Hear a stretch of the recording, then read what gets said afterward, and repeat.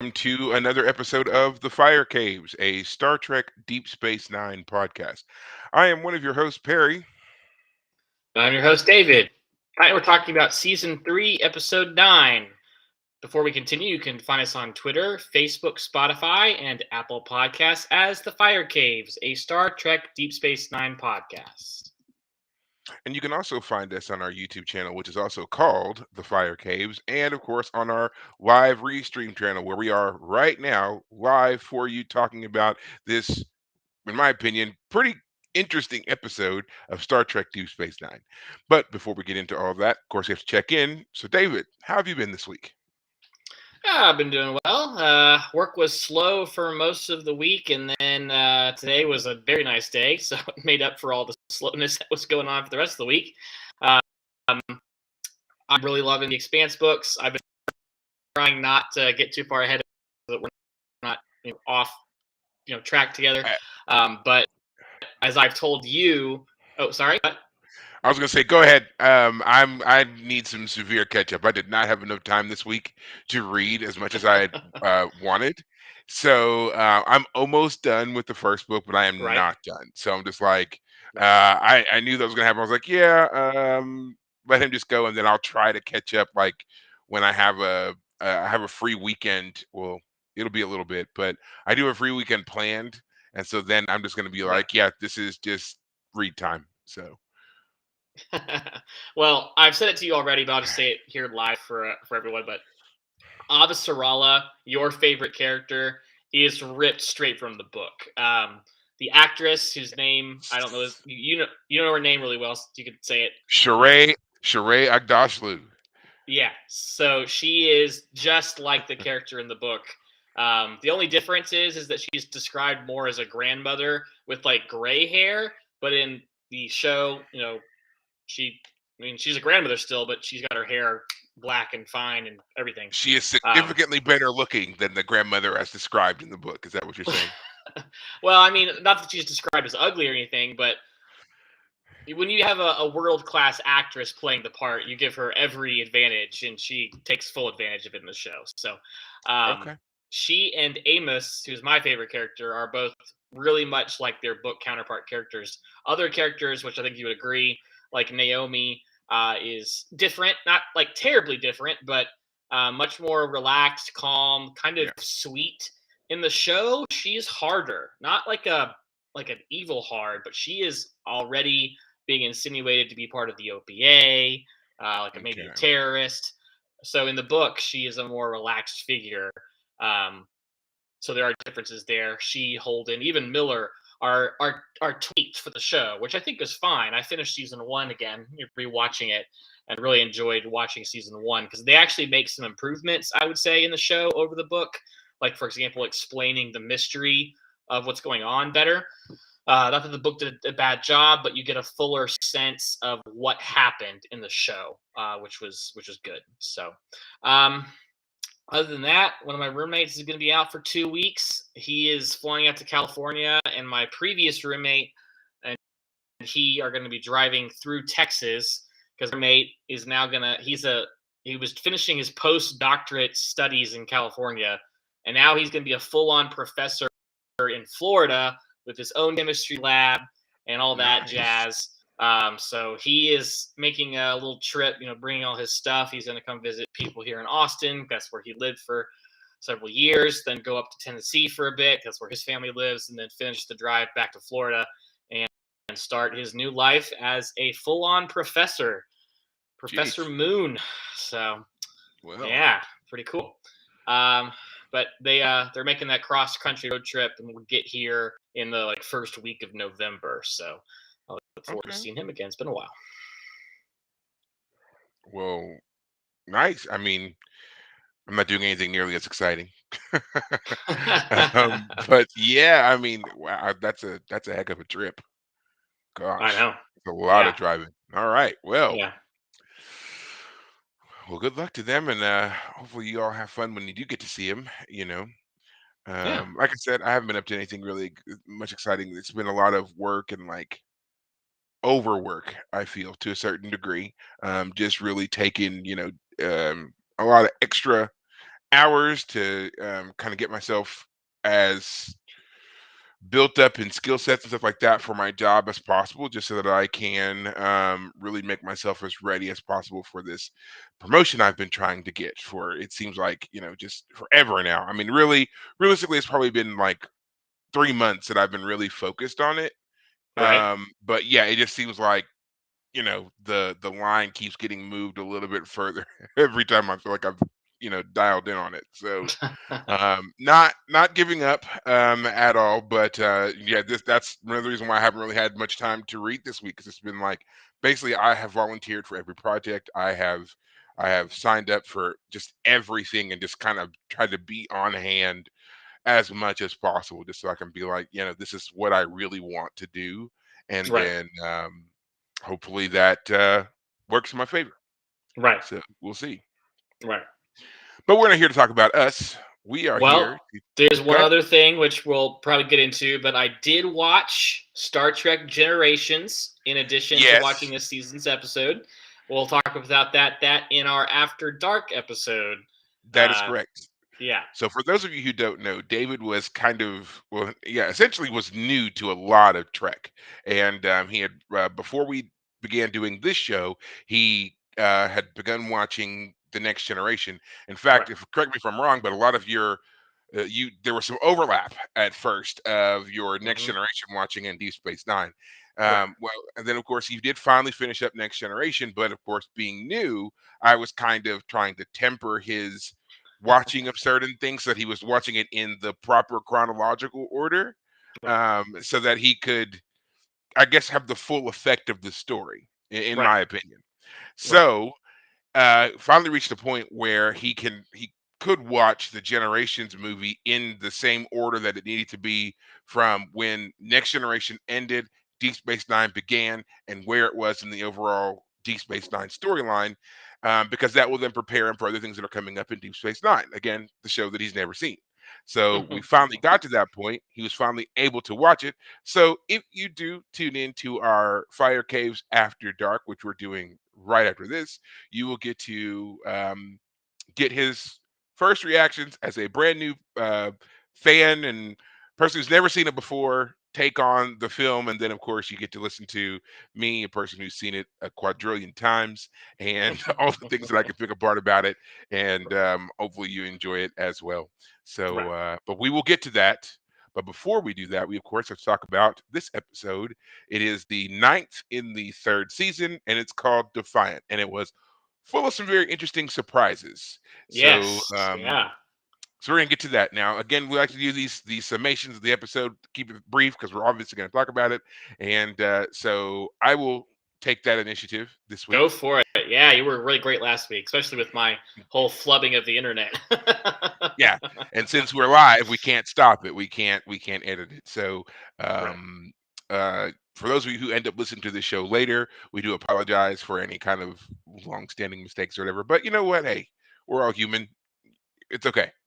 So yeah, the episode is called The Defiant, and this episode starts off with Kira essentially being overworked. She is snappy, she's rude, she's abrasive, she's all these things, and eventually it gets to the point where Julian notices, and he's like, "Yeah, you're basically on, on vacation, and you need to go and relax and have some fun and blow off some steam and all that stuff." And while she's doing that, she is greeted by none other than the infamous Commander William Riker from the Enterprise.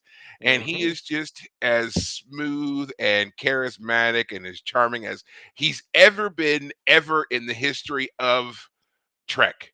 Like it was so bizarre to me at first watching it, because I mean we all know that Riker was always supposed to be this kind of like smooth playboy, but in this one, like he seemed to just like really be into being this very charming individual. Right. um, he, of course, meets with some of the other crew. We see him talking with Cisco. He runs into Dax. He has a very strange interaction with O'Brien, but that's about it. Nothing that seems to throw up any particular red flags. Um, he ends up working his way onto the Defiant, getting a tour from the oh so completely enamored Major Kira. Right. She gives him access to the Defiant, which now sets into this chain of events where he takes control of the ship.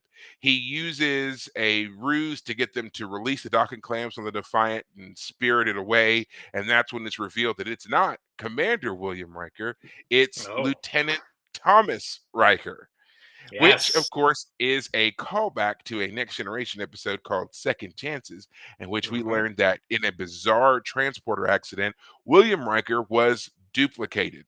Right. Not a clone per se, but down to the very atoms and molecular whatevers that make up William T. Riker doubled. And so now Yep. we have this other one. And instead of calling himself William, he decided to ultimately go by the name Thomas.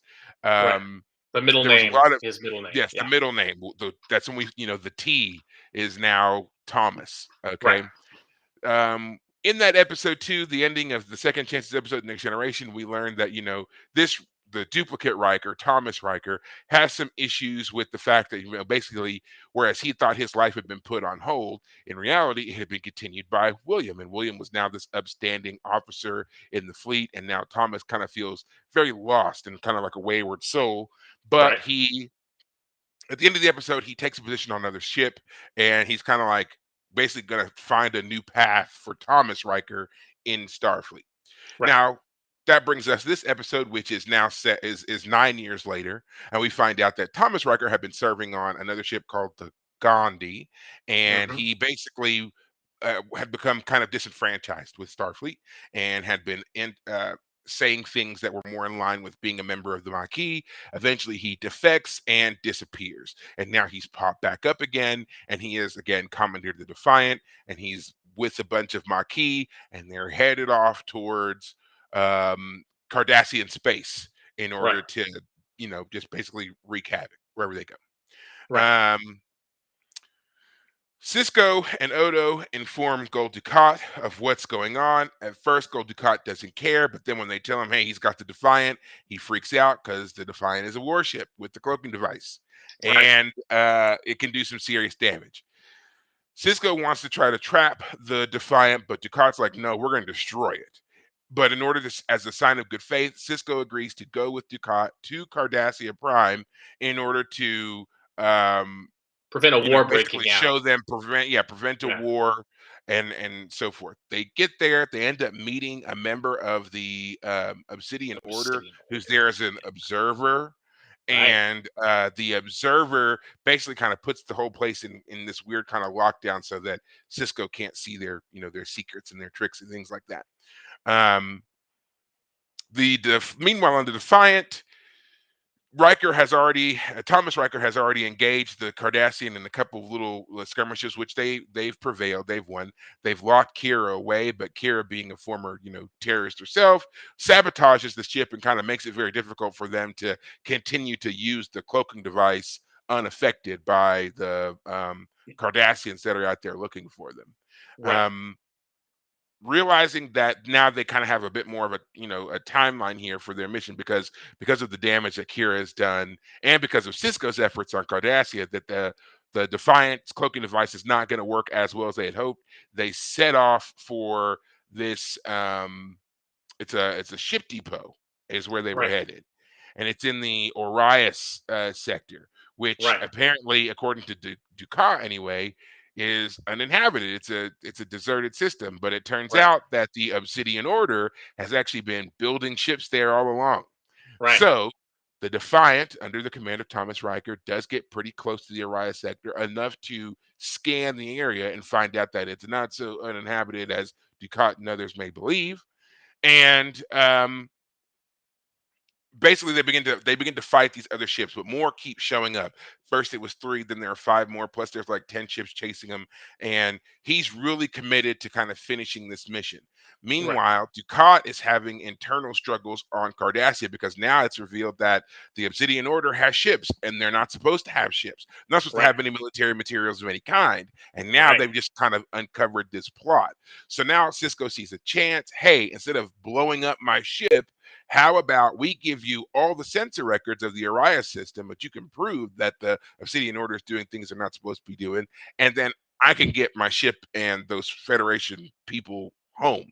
Right. Ducat's like, I don't think so, but they kind of banter it back and forth a bit until finally Ducat agrees. I will give you the ship. I will give you Major Kira. I will even give you all the Maquis in return for the sensor data and Thomas Riker. Thomas Riker led the assault. Someone has to answer for it. I don't want it to be me because Ducat Right. is the king of self-preservation.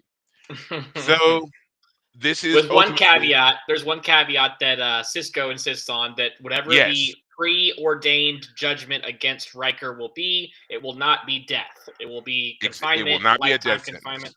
Correct. Yes. So yes, that's the caveat. Yeah. So they make contact with the Defiant. They tell them what the plan is. At first, Thomas Riker is kind of like hesitant, but then again, Cisco kind of fills him in on the deal. It will save your people. We're giving you an out that will save everybody. You will spend the rest of your days in a labor camp. Kira makes a promise. Well, he and Kira kind of argue about it at first because Thomas is kind of committed to the mission, but she realizes it's not about the mission. It's about you, the man. You're still trying to distinguish yourself from the other Will Riker, the infamous Will Riker, the first officer of the Federation flagship Will Riker, and you're trying so hard to be different from him, but you are him. You're him. So Right. think about your people. Be a Starfleet officer for one last time. Save your people, and then she even promises to save him, rescue him from the labor camp later. Right. Riker agrees. He gives a farewell kiss to Kira, and then he beams over to the Kraxon, which is the Cardassian ship, and Kira, now back in command of the Defiant, sends him home, and that's the episode. Yep. So Yeah. yes, now again, as I always say, that is a summation. If you want to watch the whole episode, and you should, because it's a very interesting one, I feel like, and we'll talk about that in a minute. But go watch it. Go watch it, and then you can listen to us or whatever when you can go back and watch us on YouTube or when we release this later on our podcast. But yeah, go watch it. Great episode. Yeah. Yeah. So the first thing I want to just quickly say is that, having just watched the movie Generations, where I see the TNG crew, to suddenly see what I thought was Will Riker show up, like, the movie just came out, and anyone who's seen the movie knows that, like, things happen on the Enterprise. They seem very much busy. What's going on with that movie? And then here comes Riker showing up on Deep Space Nine. Is like, I wonder what the timeline between the characters supposed to be like. How did he jump from the Enterprise to Deep Space Nine all of a sudden? I mean, maybe it just doesn't Yeah. quite line up according to chronologically when it was released. Blah blah blah. But as we realize, that's not William Riker. That's the not the clone, as you pointed out, but the The transporter duplicate, duplicate. the transporter Um, duplicate. Yes. which, if I remember how they explained how that happened in the episode, it was that when the beam was going back up to the ship with Riker, there was something in the atmosphere that, like, reflected some of the transporter whatever back down to the planet, and so enough of it got through for Riker to end up on the ship, but another version of him stayed on the planet, and so there were suddenly two of him. Because don't the transporters, that, like, they, like, disassemble your atoms and, like, reassemble you or something? Essentially, yes. The transporter works just like you said. It basically takes you apart, converts your molecular structure into energy, sends it to wherever it's supposed to go, and then transports that back into matter and reassembles you. Right. There are a Which lot is of complications fascinating. and yeah, a lot of things that go on with transporter technology, which they have to gloss over because of not knowing the science. There's a lot of very interesting things you can read about transporters and like how close we are to doing anything like that. In fact, Right. there's a article out that we did recently technically transport data Right. from one area to another in a method known as quantum entanglement. But that's a whole other thing. And there's a lot of people who Right. say that it can't really happen because there's something about the molecules or whatever, the atoms, you can't know their position and their speed at the same time. Yes. Anyway, Star Trek has figured out a way basically to gloss over a lot of that. And they mention Right. certain things. If you watch enough of the show, we could do a whole deep dive on that, and I would love to do that another time. But essentially, yes, in the episode Second Chances, what we find out is on the planet where young Lieutenant Riker, when there was just one of them, was conducting a mission on the planet's surface. They had a very narrow window in which they could beam down to the surface because there was something in the planet's atmosphere which would prevent the transporter from working. Right. Something happens which they ends up making them have to beam out Riker at the last minute. So as they were trying to beam him up, that window was closing, and whatever that substance was that was in the atmosphere basically refracted, kind of like a mirror, enough of the signal of the transporter beam, because again it converts you from matter to energy. So Right. it refracted enough of that energy beam that when most of it went to the ship and reassembled William Riker, a part of it refracted back to the planet's surface where Riker um rematerialized. Thomas. Yeah, Yes, well, Thomas Riker. Thomas then unbeknownst to him that he was now Thomas. He was still Yeah. Will, and Right. apparently the window only opens like once every 7 or 8 years, something like that, if I remember correctly. So yeah, he wasn't able to. They weren't able to return to the planet for another 8 years to go back to finish the mission. And when they do, that's when they discover Thomas is there. Right. He's been living Right. there the whole time. Right. So, and that's also a very interesting episode. And if you want to go back and watch that one in the Next Generation, you should. It was in season 6, I believe. Right. And yeah, very interesting episode where you're watching a person who's basically his whole life had been on hold for 8 years, and so all the thoughts and feelings and everything else that he had kind of were stunted in that moment. Versus Riker, who we've essentially watched for the majority of that 8 years, because this is season 6 of Next Generation when that episode happened. So we've watched him for much of that time become this other person, and to see them in Mhm. conflict, very interesting. And then we get to Yeah. see more of that play out here, which Deep Space Nine, I thought this was a great callback. It was surprising. I don't know what made them decide to go this route at all and bring Right. this character back, but it was great. I thought this was fantastic to do. Right. I love callbacks Right. like this, you know. Right. Yeah, But I yeah, agree. Yeah, it was definitely one of those moments where I felt rewarded having watched TNG before Deep Space Nine. I was like, I know who this character is, what his story is. Um, I really like that. I was just mad that they'd waited till season 3 to bring the character. Like maybe the character wouldn't have worked, obviously, because the Defiant didn't show up until this season.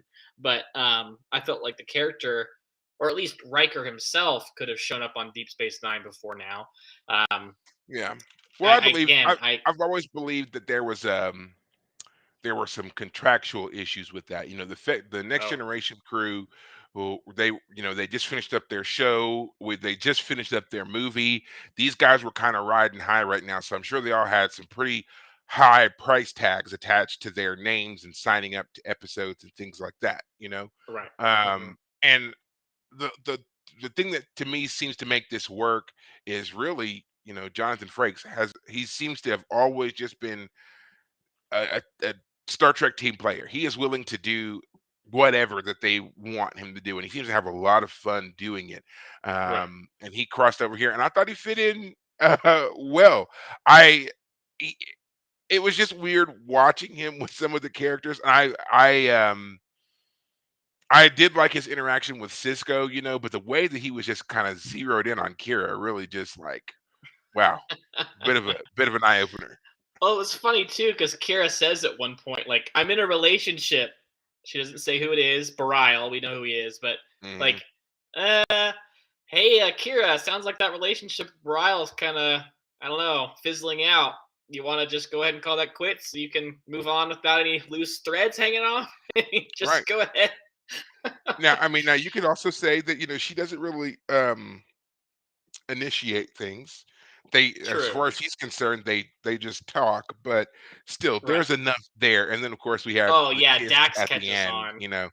Oh yeah, Yeah. Dax is always, sniffing Yeah. making, Yeah. She's making like, "Why do things you keep looking at interestingly Cisco's awkward. office? Who's in there?" Yeah, And then and Kira's like, "It was just we just talked for 3 hours.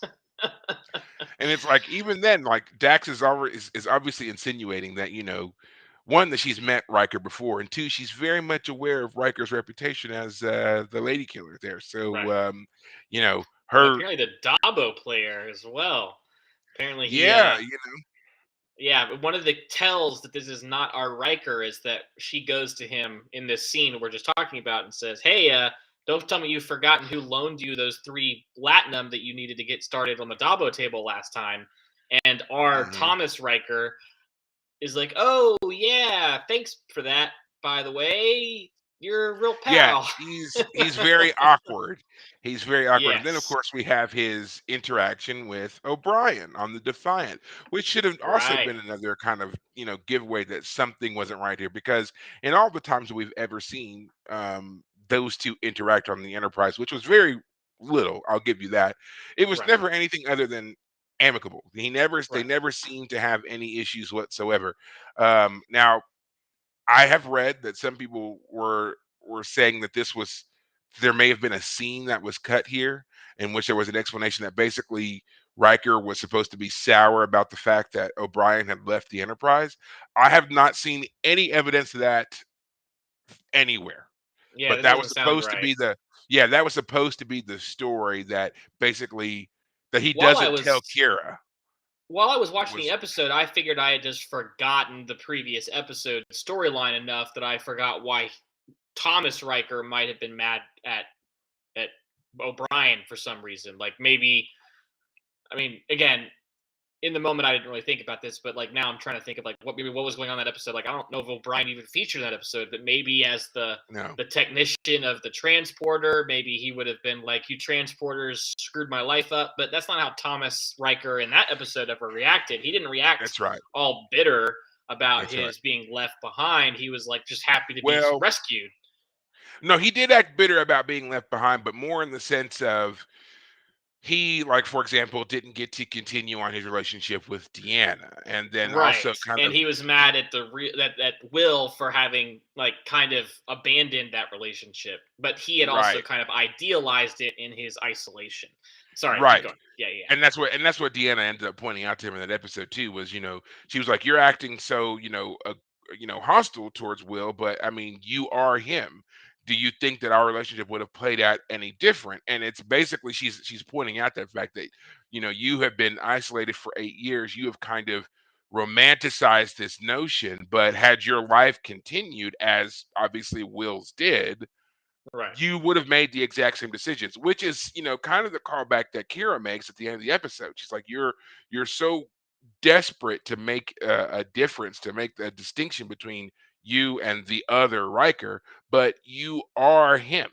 Right. There's not a real distinction here. You're kind of being this rebel without a cause, really, and kind of Right. signing up for anything. She points out that even his tactics don't make any sense. She's like, if I was a terrorist. If I had gotten my hands on a ship like this, I would have done the maximum damage I could right away. You're Right. talking about strategic strikes and finding, the best points and all that kind of stuff. Because none of that matters, not when you're a real terrorist. And she's right. Right. And he's thinking in this very strategic, militaristic way because he was trained to. He's a Federation, he's a Starfleet officer. Right. And so he's trying to rail against the training that he obviously that he can't, you know, Right. and Right. that's what's causing him so much conflict. Um, I will say also about this episode, I did like when he stripped off the sideburns to reveal that he Yeah. wasn't. Yeah. Freaked me out. I was like, I remember the Why first is time he watching, I was tearing like, his why is he tearing the right. hair out of his face? I was like, what's wrong with your face? What's wrong with? I was like, well, yeah, what's wrong with your face? And you know what? If you watch the episode when you first see Riker, I remember thinking there's something wrong with him and not being able to put my finger on what was wrong with him, and it's the beard. It's because they've obviously trimmed it to get it ready for that particular scene, but if you look at him early on in the episode, it it doesn't look like the full-on Riker beard that we're used to, because it's Right. not. It's been trimmed and everything else so that he could do Right. this scene. Right. But it's also one of those things too that if you're I guess if you were like a hawk-eyed watcher of the show, you probably could Right. have watched it and been like, "Yeah, something's wrong with his Right. face. You know what's Yeah. something wrong with his face? Going back and watching TNG season one, Riker's face without that he's baby face. I'm like, what? Mhm. This man doesn't look right. You know the the Riker beard is credited with saving the next generation. You've told me this one, Um, but keep yeah, I, tell it I again. I love I do love this theory so much is that apparently babyface Riker from season one, while he did attract a lot of attention, it wasn't really doing it for the show, and the show was kind of struggling. So when season two premiered, and he stepped on there with that full big Yeah, brown bushy beard. Apparently, yeah, he brought in fans by the droves, and after that, it was over.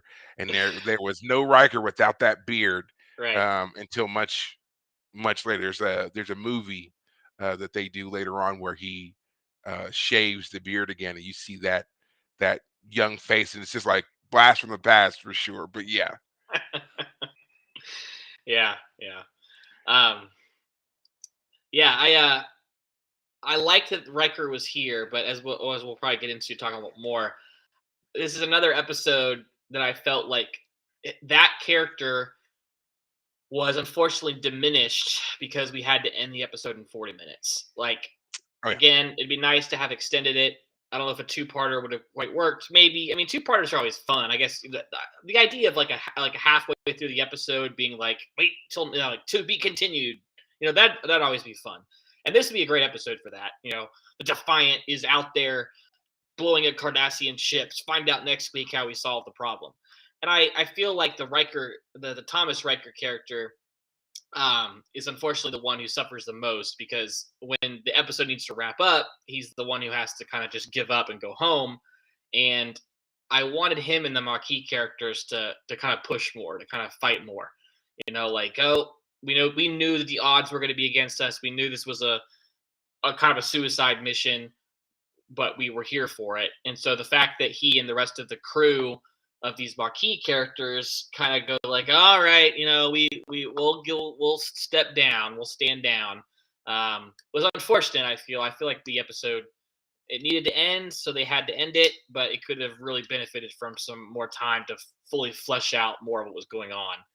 Um, yeah, I mean, we do say that a lot that this could, that's our phrase. This could have been a two-parter. I feel like this would have been a great episode to kind of do like a greater story arc where maybe instead of doing a two-parter, we see this episode and then, like maybe, you know, next season we get like a follow-up and maybe mm. see that rescue of Thomas Riker. I will, minor spoiler, unfortunately, we do not see Thomas Riker again Oh, on D Space Nine. Now, there was Kira some does talk. promise that she's gonna, save Kira him, but Kira does promise. right, However, it is not ever explicitly mentioned anywhere else that that ever occurs. right, So now, not anywhere explicitly mentioned on any show. I will say that there are certain bits that, there were books and companion things, and I even believe that at one point, I think that Star Trek Online references Thomas Riker at one point, but there is a book that was written in which Kira does rescue Thomas from the penal colony that he's in, and it's like 10 years later. So he ends up serving a total of like 10 or 12 years in the penal right. colony before he's rescued. Now, Actually, I mean, the guy was on a planet for 8 years and now hard work for 10. I mean, he got this time he's done something that requires punishment, but yeah, I mean, you feel for him. It's like this guy is yeah, having to just like we know our Riker, and our Riker was able to make it really far and becomes an admiral later on and all that. But this yeah. Thomas Riker is kind of lost to history because of that one transporter Now, accident. at least for now, I mean, like I said, there's a book that talks about how Kira rescues him 10 years later. Um, But, with Picard, with the show, Star Trek Picard, is running, it's entirely possible that they may address the Thomas Riker in the room in a sense, and Okay, maybe he comes back in some kind of way and, kind of rights his past wrongs or something like that. Who knows? right. Um, I do know that the writers for this particular, story and putting together the script and everything like that, they had initially wanted to do it kind of where they were, because we've seen the Maquis a couple of times now, and they were wanting to do kind of this weird like breadcrumb scenario with the Maquis, in which the Maquis have always kind of been these like ragtag desperate fighters kind of just lashing out, striking wherever, no coordination, no strategy or whatever. And then slowly Right. but surely that starts to change. They become more organized, their strikes become more precise and targeted and more effective. And so there's Right. this rumor going around that somebody has, organized them and made them into a better fighting force. And then it's later revealed that it's Thomas Riker, who has defected from Starfleet and has become like the general of the Maquis. Ah. Unfortunately, it never went that route. I think that also would have been a very interesting, compelling Ah. story. The reveal of You know, him, and again, I love Lieutenant Rowe, but like if it had been Thomas Riker in Lieutenant Rowe, what's his face that was Cisco's buddy Ben, I think it was. Like Cal the Hudson. If idea that those these three, out. Oh, Cal Hudson. Yeah. Like if yeah, it turns out that the Marquis is actually led by like a bunch of disgruntled former Federation officers and like they are like a true breakaway faction hmm within the Federation. Ah, oh, Perry, that would that have been would have been a amazing. great story. That would have been a great story. And I mean, because that's essentially what the Maquis is made up of anyway. It's supposed to be Right. members of the Federation from various worlds and civilizations who basically become disenfranchised with Federation and in particular Starfleet life, and that they are out Right. here trying to like forge a life without that kind of influence.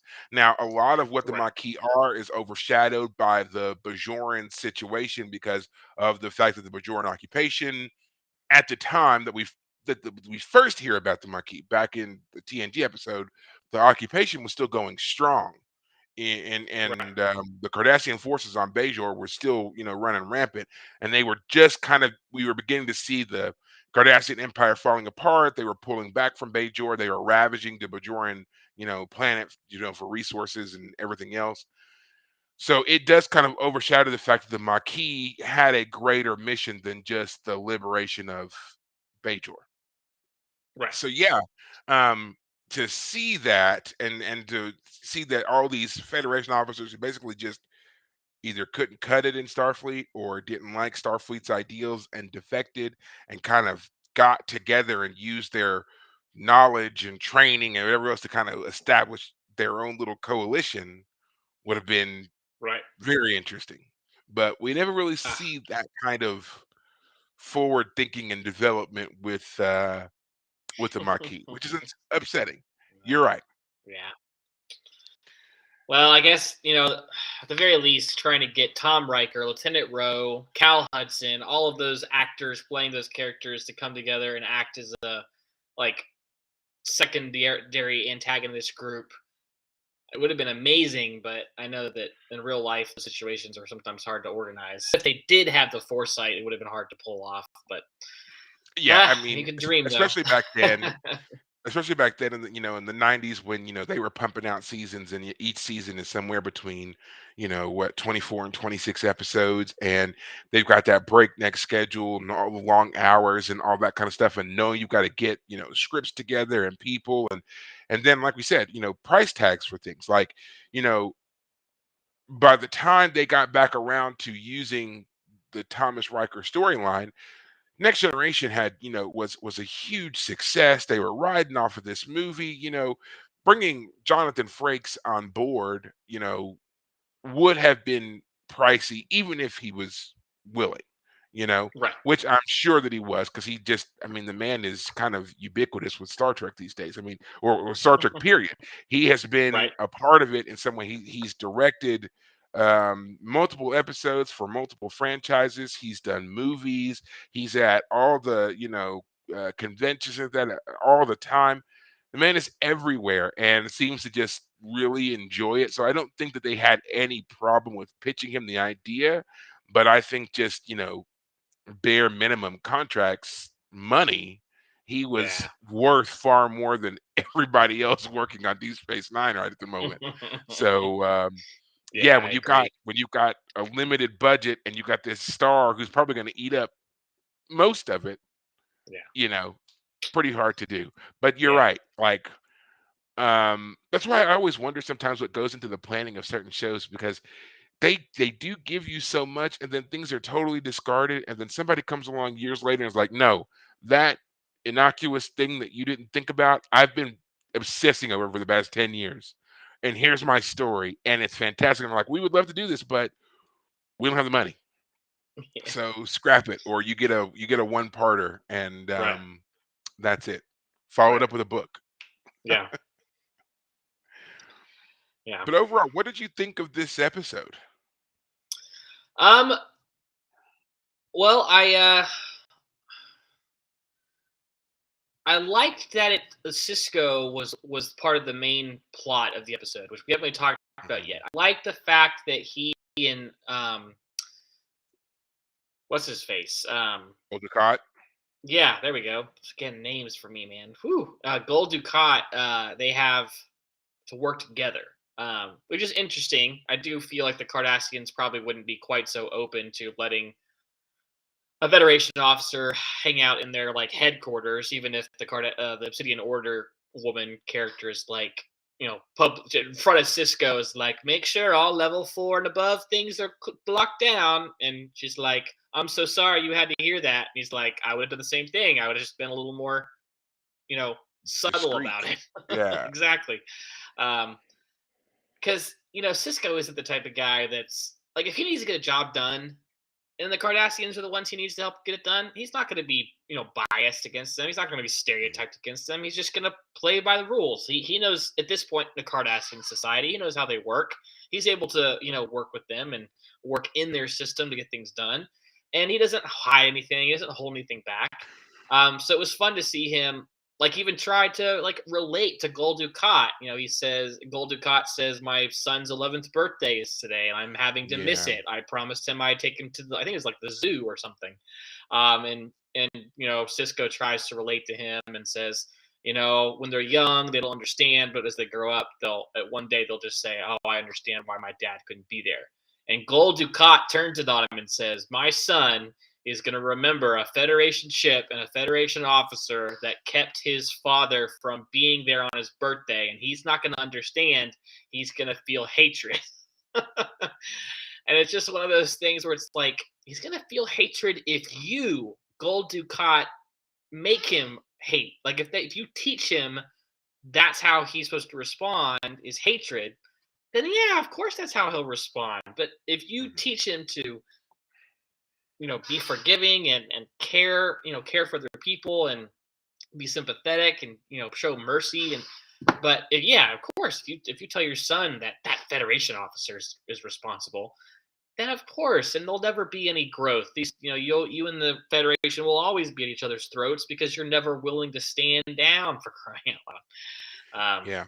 So And I think that was an interesting scene because this is a moment where you're right, like you're seeing these two kind of bonding over fatherhood, and you see, at first everything seems you're almost sympathetic, but then the ending, you're realizing the very stark differences between these two men and their approach to parenting. Cisco was saying how, you know, at the end of the day, you hope that your kids understand and that they come to you later on and like, yeah, I get why you did that, because right. he's talking about it from a sense of, you communicating your values to them and Mhm. your thoughts for why you did what you did. And Right. while they may not understand it then, they will come to understand it later.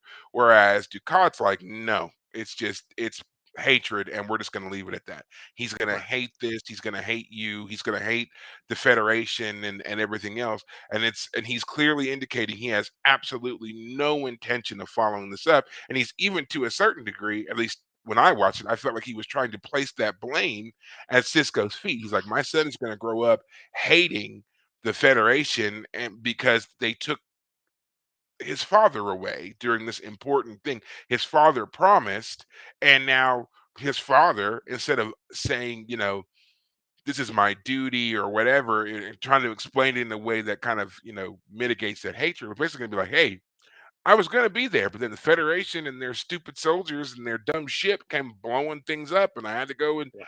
take care of that. So that was the message that he was given there, that he was gonna let that blame rest solely with the Federation and kind of feed that hatred. And you can Right. see Cisco's kind of like, you know, kind of shocked. He just kind of stands there and is like, I mean, I guess if you want your kid to grow up to be a giant rage monster, but that seems to be, seems to be their MO. Like they have no problem with making people into their enemy, especially when they don't Right. have to. Even Right. the Obsidian Order officer. She does it to Cisco when she comes in there and she's, you know, make everything level 4 and above, locked down and she's announcing that she's clearly indicating to him that you are an outsider. You Right. are our enemy. We don't want anything from you other than what we can use from you. Right. She doesn't try to make the situation in any way hospitable for him. She keeps him at odds. And Right. we watch her do this again, even with Ducat. Like when she seems to notice that Ducat and Cisco are working almost okay together, she tries to twist that relationship, and she pays Cisco a compliment while bringing down Ducat in Yeah. the same moment. So it's just Yeah. like they have this whole need to constantly maintain this adversarial tone with Yeah. anybody who is not them, even to Right. the point that within their own culture, anybody that is not Obsidian Order but is, the civilian government, there's a split, there's a difference here, and they Right. like maintaining that. That's what I was noticing about a lot of those scenes. Right. Yeah. They're the whole Cardassian society is interesting because Cisco, in talking with Ducat about how this is all going to be solved, Ducat says that there's a some sort of burning board that has been determining the relationship between the Obsidian Order and the High Command. Um, and Cisco's like, "Well, that sounds like an inefficient system," and Cole Dukat Yeah. says, "It's worked for 500 years, so don't knock it too hard." Um, but yeah, yeah, the Yeah, you're right. Cardassians. Go He ahead. Sorry. does say that. No, he does say that, but then you're like, has it really been working? Considering that your planet has been taken over by your military war machine, and you've ravaged other planets. You've lost your foothold with Bajor and the Gamma Quadrant by extension. It's like, is it Right. really working? Because it seems like you guys are, losing every Right. chance you get. Oh, and by the way, the Obsidian Order is getting out of hand. They're building their own military ships that are like advanced military ships outside of your known. You know, like she says to them when they're um, suspecting that that shipyard is there or that something's in that system, and she's like, anyone who goes in there will be destroyed, Cardassian and otherwise. And it's one of those moments where she's like, yeah, we're making, if we have to make our power play and defend ourselves and therefore reveal what we have, we'll do it. um and she smirks at Gul Dukat when he's like all upset and objecting. I think she like walks out with a big grin on her face and everything. Mhm. um She's but yeah. creepy. Just creepy when Yeah. she does that. Yeah. Yeah, Yeah, that because Cardassian it makeup, came man, out it of really is nowhere. something else. Yeah. Yeah. Yeah. And um the way that Cardassian makeup really like frames their eyes and stuff, and then like the lighting in that scene, because they were for some reason looking up at her, and so when right. she just kind of like throws that very wide-eyed, big grin and looking down and all the rest of it, I was like, you should lock her up. she's Yeah. she's gonna eat you. That's what she looks Yeah. like right there. Yep. Um, yeah, and then I guess Kira doesn't do a whole ton on the ship. I mean, she does a little bit. She like sabotages it, which allows for the one of the warp nacelles starts giving off plasma radiation, which gives away the ship's location if looked at closely, which causes the conflict at the end of the episode. And then she confronts Riker and tells him like, "Oh, you're like," she's the one who causes him to stand down. Um, but again, this goes back to the whole like I feel like the whole Maquis group, Riker included, should have had more like I don't know. They should have been more bold. They shouldn't have stood down so easily. They should have made more of an attempt to escape the situation. Yeah. I don't know. It just felt a little bit like we got to wrap this up, guys. Like yeah, bring it on home. Um, Yeah, there was a lot there they could have done towards the end, and that's one thing about like the shows I always wonder about. It's just like I feel like sometimes they make us think about space two dimensionally when Mhm. there's absolutely no reason that we should. And it's like, No. okay, we know that those ships are behind you. We know those other ships are ahead of you. You do have a cloaking device. Change direction, and if you stay cloaked and leave Cardassian space, are they still going to chase you? Because I mean, then they put themselves into a position of, they're going to have to now invade other space, whether that's Federation or just go somewhere else. You don't have to go back to the Federation even. There are other places you could go that you could use a ship like the Defiant.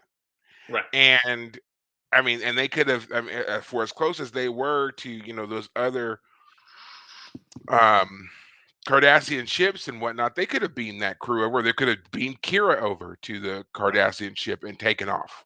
You Right. know, a lot of different things that they could have done to make this a bit more of a complicated ending, Right. and to give us a reason to kind of figure out Cisco's next move, especially when it comes to the Defiant. We all know he's very partial to that ship. He's not Right. going to let somebody just He take it. helped You know. design it. Yes. Yeah. So, I mean, to suddenly have that be the plot twist, and now that it's not in Cardassian space, they don't really care anymore, and now it's a sole Federation matter as they're border hopping. Maybe they're going to, I don't know, Romulan space or Breen space or Klingon space or wherever, and just kind of stirring up trouble to make things more difficult along the way. And Right. now it's Cisco's task to hunt them down before they make this any worse. Right. Could have also been very interesting, but we didn't get Yeah. to see I even any of it. thought that one twist ending could have been like when when the Defiant goes over to one of the Cardassian warships under Gul Dukat's command, so that the shields can be put around it to protect it against the Obsidian Order ships. Part of me thought, like, is there some way for the Cardassian ship under Gul Dukat to like straight up capture it, like tractor beam it, and be like, "Oh nope, we got you now." You wanted to do this whole, we'll give you our sensor scans. Yeah, screw that. We're gonna take the whole ship and everything with it. Uh, the Federation ain't gonna have much of a Federation can't complain too much. They lost control of their ship. They attacked us with it. Yeah, it's ours now. Sorry, Cisco. Thanks for helping us out. Yeah, we didn't Mhm. have to blow it up like Gold Dukat originally planned, but that could have been a twist ending too. Kira's captured, Riker's captured. Um, that would have been a fun ending. So again, I feel like, oh, we're back to our status quo. Everything's back to the way it was by the beginning of this episode. Then, okay, There you gotta. Sometimes that's what you gotta do. It's an episodic show. It's not a serialized show per yeah. se.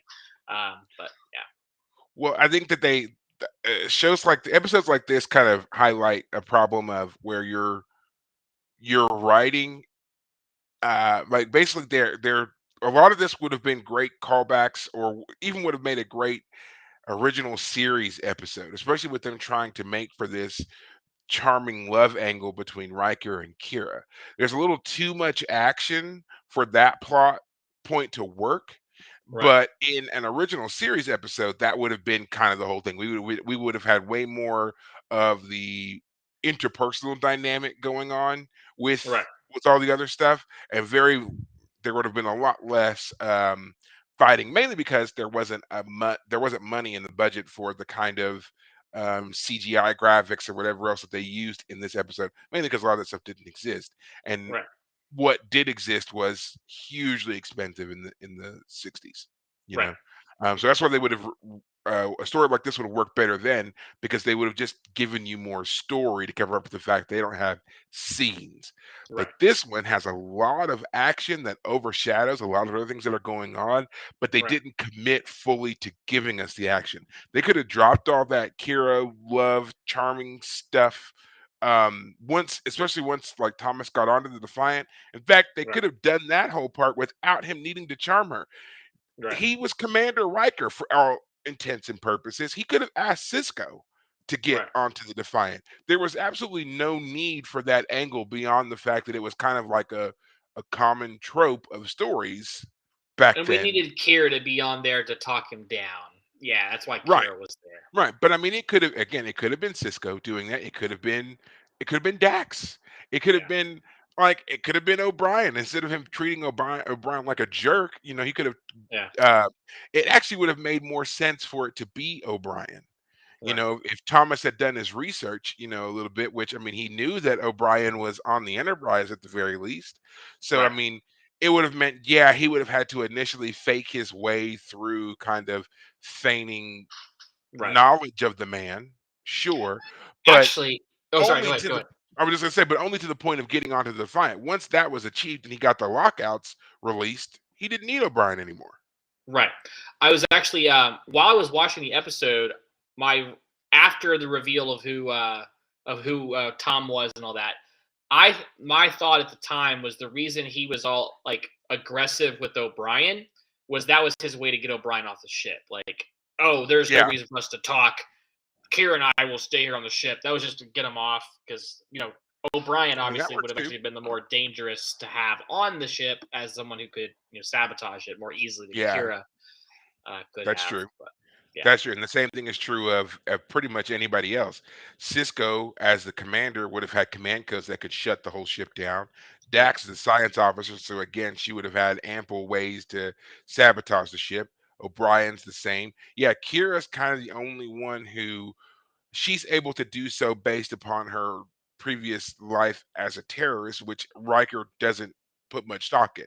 I mean, right, he does it when it's necessary and uses her like, the ideals of, living this kind of life and whatever else, but not of the skill set. He underestimates right, that. So, yeah, right, I could see that too. That could be a very plausible one. He was basically eliminating all the true blue Federation officers because they were in a better position to stop him and right, interfere with his plan than Kira was. So right, yeah, I could believe that. And also it right, works because he was also playing on her whole you hate the Cardassians as much as we do after what they did to right, Bajor. No right, Federation officer would have the same feeling. right. So yeah. Yeah, But yeah, like we say, again, it could have been a two-parter. It could have also just as equally been a continued callback, an overarching story in multiple seasons. right, Like I would have loved for them to come back to this, at the maybe the end of season 4 and into season 5 a little bit. But yeah, alas, they don't. Now, I've yeah, never read the book that talks about the rescue of Thomas Riker by Akira. Might want to right, check that out at some point. Um, right, but in this last little bit of our show, I will tell you there are some very funny behind the scenes things about this episode that if you can, you should find them on YouTube and watch. Apparently, Jonathan Frakes got on really well with the cast of of Deep Space Nine, for some and reason, something tells me that's not that makes sense. well, and it's a very common recurring theme that I've heard and read about from a lot of the shows that he's either worked on or filmed or whatever it is. If he's on set, everybody says he is so much fun. He's just a Yeah, really good time. Also, at conventions, he seems to be just very lively, very engaging, very fun. I know when I went to a convention and got to, do the next gen panel and everything like that, he was probably the most enthusiastic person up there right, doing things. yeah, But yeah, you should look it up on YouTube. There are several different bloopers and stuff like that from Deep Space Nine, and one of them features this episode a lot because apparently him and Avery Brooks had a wonderful time together. yeah, They're telling jokes, they're laughing, and at one point they were laughing so hard that Riker, Jonathan Frakes, like falls out of a door, which causes more laughter. So like, go and go and watch it. okay, So it's all right, it's a, apparently they had a really great time with him, gotcha, working with him. So and I just love stuff like that because it's just like you hear about people not getting along and behind the scenes drama and whatever else. I just like hearing about when they just really seem to enjoy what they do because I feel like that would be me. I'd be if I was working there, I would be doing everything I could to enjoy every moment because it's right, fun. I mean, you get to yeah, dress up and you're on your favorite show and do whatever. Yeah, I would want to just have as much fun as I possibly could. right, yeah, I agree. Well, before we wrap this up, any final thoughts on the Defiant? I would just say I like the fact it was action packed. One thing I haven't really said. It was an action packed episode. We saw starship gun or dog fighting basically. Liked that. I liked the Cisco Gold Ducat stuff. I think that's like, those two characters together are great. One small thing I would say is that last time we saw Gold Ducat a couple episodes ago, he kind of turned into a laughing stock when he got stuck on the station with everybody. So for him to suddenly Hmm. go back to being a serious character again was a little jarring because it's like just a moment ago he was flat on his face looking like a fool, and now here he is again, in charge of everything. But whatever, he's a fascinating character, and he and Cisco play off each other well. Um, More time for more episode, more character development would have been good, but other than that, fine. It was great, and I look forward to talking about how this episode and Generations, seeing Jonathan Frakes both was fun because I hadn't seen him in about a year since I've watched TNG. So yeah, double dose. Well, Well, absolutely. Well, that will be it for us for this episode of the Fire Caves. As we said, just after this, we will be doing a Fire Caves After Dark, in which we do talk about Generations, the movie. So please be sure to tune in for that. But until then, as we say for every other week, take care of yourselves. Thanks, guys.